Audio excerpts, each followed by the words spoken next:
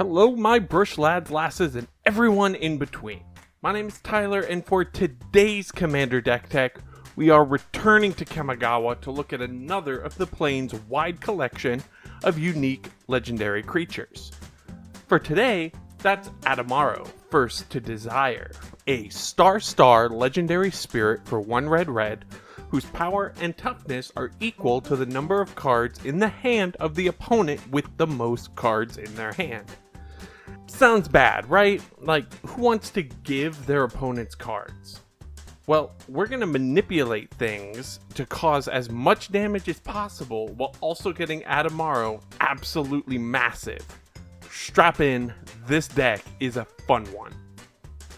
The first part of our strategy is to make Adamaro big by giving our opponents cards to draw.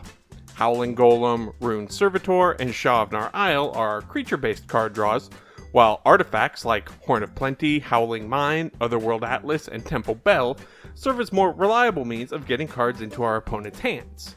But now, once we've lovingly given our opponents all the cards they could want, we'll want to punish them for their greed.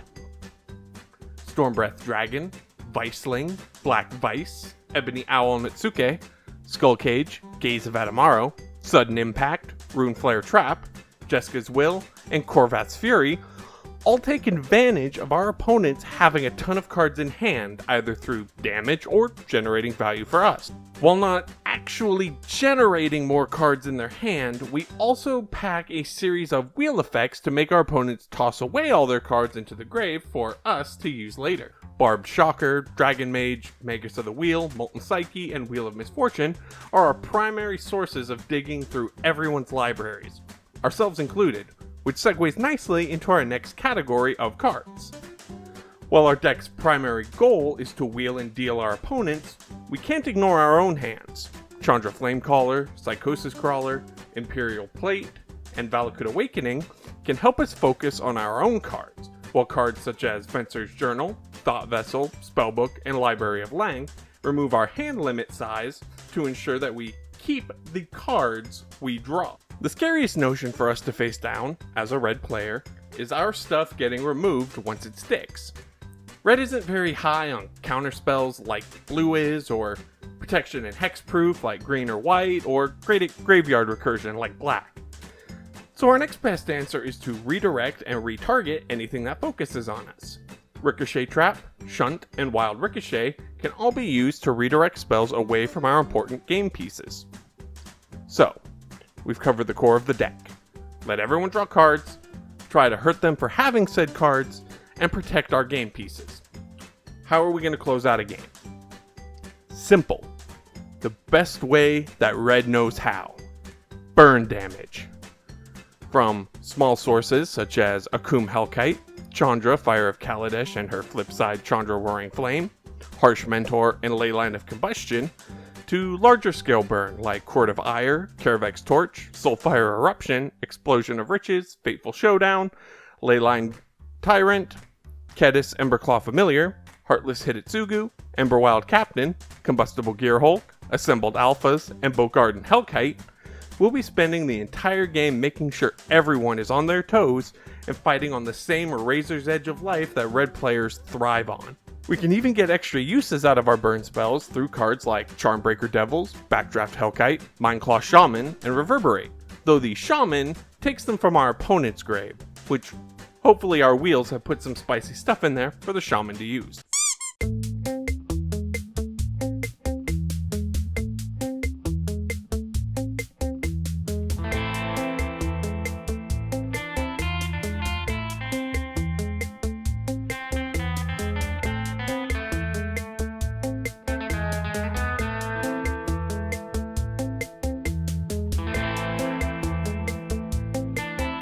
With Adamaro getting as big as we can get him, he can also serve as his own source of burn damage, either by attacking for direct damage and not really burning at all and getting through with Whisper Silk Cloak, or by being sacrificed and used for damage fodder with Fling, Thud, and Soul's Fire, though Soul's Fire doesn't even need to have him die, so you could have him hit, use Soul Fire to hit again, and then Fling for triple the damage. Value. Before we move on to our mana base, let's take a quick rundown of the last few non-land cards that we carry. Burnished Heart serves as a nice form of ramp, something that we severely lack in red. Dragon Master Outcast and Kazul, Tyrant of the Cliffs, can beef up our board at no extra cost to us, with the Outcast spitting out free dragons when we hit 6 or more lands, and Kazul taxing our opponents for 3/3 ogres. Soulbright Flamekin can give our creatures trample, which really helps on making sure Adamaro can connect, and explodes in 8 red mana if we activate its ability 3 times in a row. Though only if we do it 3 times, so no infinite mana here. Elixir of Immortality can help keep our life total up if we need the extra boost, while also shuffling our whole graveyard into the deck for a second go-around. Chaos Warp and Introduction to Annihilation are powerful targeted removal spells, and finally, Dictate of the Twin Gods doubles up all the damage being dealt to put the game on an even faster clock. The mana base for this deck is incredibly simple. Forgotten Cave is a cheap cycling land that we can toss if we don't need it late game. Myriad Landscape is more ramp for a color that desperately needs it. Reliquary Tower serves as just another reminder that we desperately don't want to have a hand size limit. And Rogue's Passage helps get Adamaro in for damage. Past that, all we need are 30 basic mountains and we are good to go. Thank you for joining me on today's relatively quick and easy deck tech. Adamaro is one of those commanders that I feel often gets overlooked, but with the right cards backing him, you and your playgroup can have a ton of very explosive, very fast fun. I'm not done visiting Kamigawa yet, so take your guesses in the comment section down below at which underutilized commander you'll see me build around next. They're already lined up and I cannot wait to share the list with you. Be sure to leave us a like, shoot us a sub, and ring that little bell so that you never miss an upload. Peace!